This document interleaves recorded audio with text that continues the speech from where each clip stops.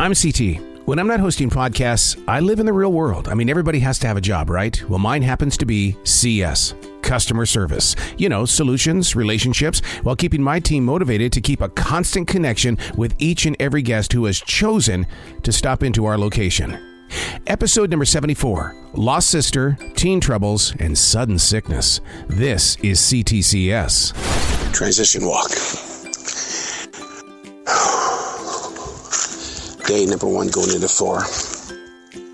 I just got word that my sister has passed. Most would use this as an excuse not to go to work. My sister would look at me in the eyes and she would say, "Are you crazy? This is not the way we were raised. You know what life is all about. Get in there and be with the people. Use this as an opportunity to connect with a deeper level of growth with your community." That's my sister talking. And that's what I have to do. And because that's what she would want me to do. Well, here we go. Into the store. Windy day. 77 degrees. February 23rd. Windy day. 77 degrees. February 23rd. Ay. Wintertime is going to come and bite us in the ass like you wouldn't believe. Anyway, we'll be open because we are those superheroes at the grocery store. I don't even remember driving here.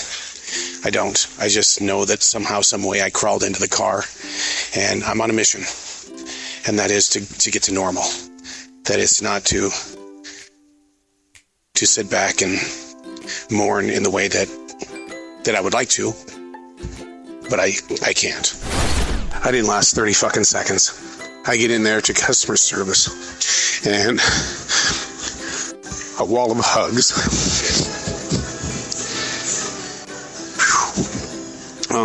That's my family here.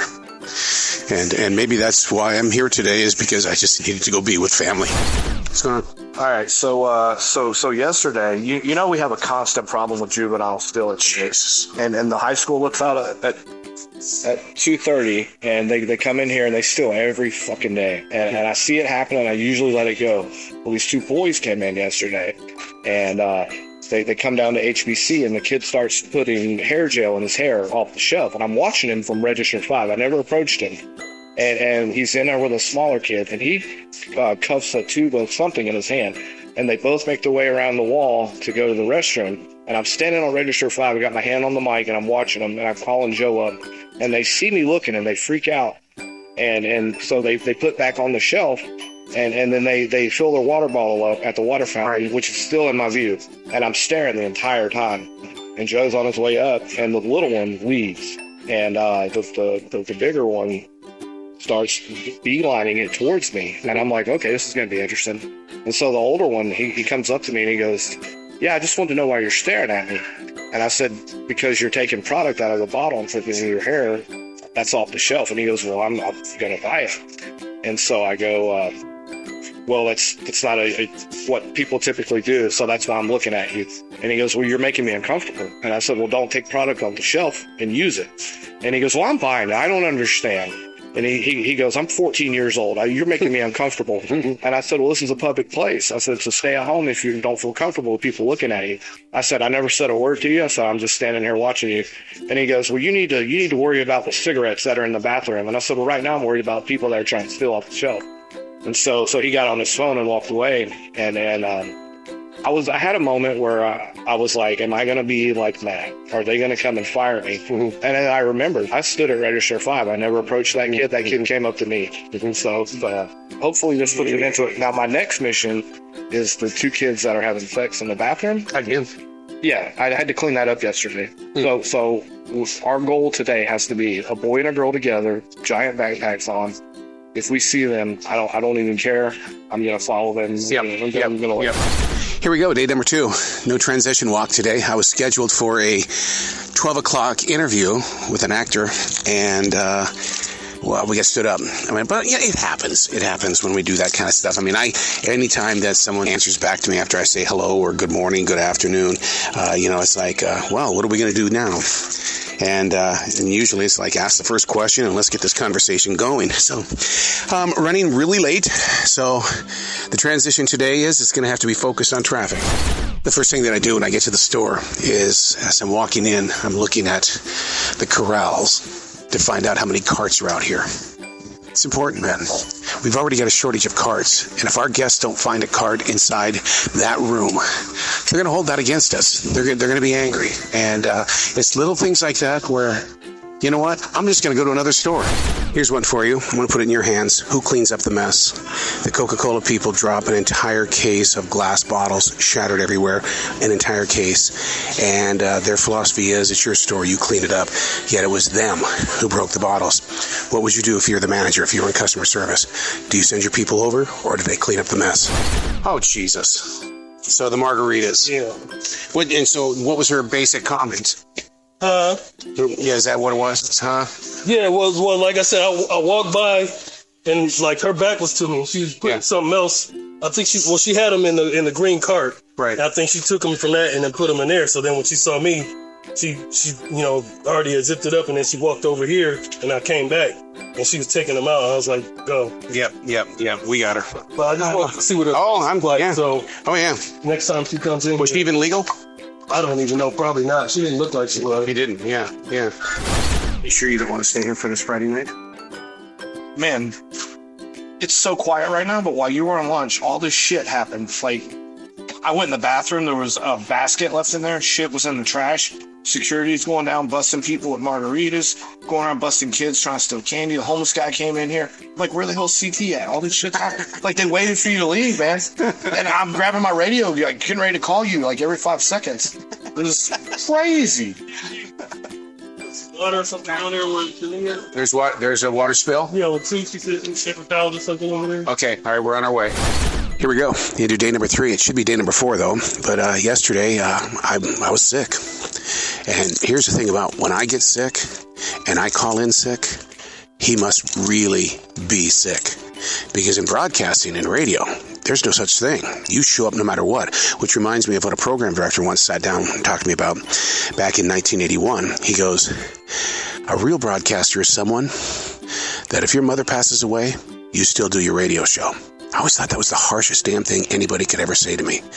Until later on, when my father passed away, and an operations manager looked at me and said, so you think you've got to go back to Billings, huh? Yeah, it's my father's funeral. You need to give me a report as to why you think that's more important than being in your position here. Wow. So yesterday, when I'm sick, I must have really been sick. But here we go with CS. Grocery Store Appreciation Week. What they've done this week is they've given us a free meal, and we had that earlier this week, and we also got fuel points as well as a bonus on our cards. And then today I come in and wow, there's even another meal waiting for us. That's just their way of saying, hey, thank you so much for doing what you're doing. And so it's kind of stuff like this, you know. No wonder I wanted to come back a day after being sick. You want to go be with family. You just want to go hang out with those that, you know, where you do positive things. All right, Tiana, what is going on here? What are you doing back here in Floral? In my defense, I didn't expect to get caught. But, you know, I'm maintaining. So are you back here today? You're not on the registers? Not on the register today, but it looks like it's getting crazy out there. It is, yeah. It is. Wow. So, I mean, it's just really weird to me. I'm so used to seeing you up front. And yeah. then when I come by Floral. Yeah. Well, I know they're in good hands, man. That's not just a suck up right there, all right? I know you can do it. Because you're a cancer like I'm a cancer. Yeah. It's all about creativity. Pretty much. I'm thriving, actually. When you spend a day away from the grocery store because of sickness, you come back and you're very much aware of what you felt like in the past 24 to 48 hours and the days before that when it was building up. But here's the funny part. I'm very much aware of how everybody is sniffling, sneezing, rubbing their eyes, and groaning like they're in just as much pain. We're in the middle of it. Here's the plan, Stan. It's not working out that good.